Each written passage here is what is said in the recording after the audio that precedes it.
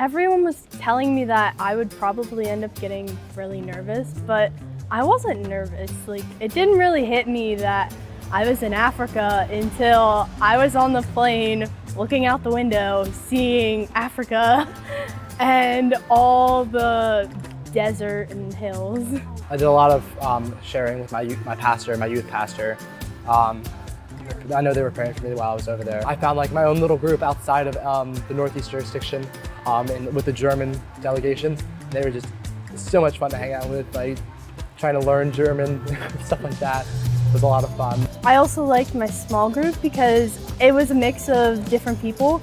There was only 4 people from the United States and the rest were from other countries. And we did have 2 French-speaking people, which made it kind of cool because we actually had to translate and we had to get used to that. But it was cool having to incorporate everyone else and that not everyone's English. The youth and young adults and adult youth workers would come together and they would talk about issues, but it was the things that would make them the same. The love of God, the love of the United Methodist Church. It was things that would bring us together for 5 days. What did we have in common? So I think that was definitely God working. So there were songs and not all of them were translated. So we all kind of had to wing it on the language.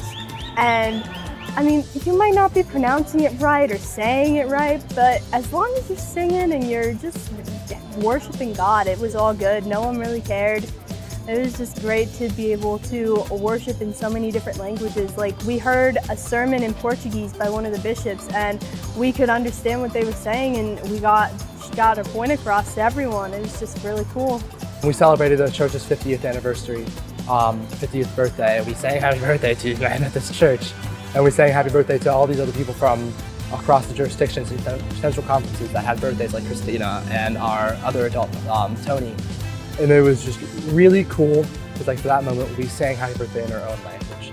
And it was beautiful. And we did other things like Amazing Grace, and it was just, you could feel the Holy Spirit. And it reminded me a lot of one of the messages that we received. Bam! Do you know the power of the Holy Spirit? And I think that's something that we need to focus on, our unity rather than just our differences. And that's becomes such a cliche nowadays. But it's so true. Like, when we just look, like, we are all children of God and we love each other, and we need to focus on that. And it's about the church, it's about Jesus Christ, it's about discipleship and what more we can do. To hear prayer in French and Portuguese and German, and just to know that whatever they were praying for had to do with God and how much God was in this place, and that was just a really surreal experience. I love giving youth and young adults a voice in the church because I think it is so important and it's so needed. So to me, I was in my element of just helping these kids, discuss issues and figure out how to express what's important to them.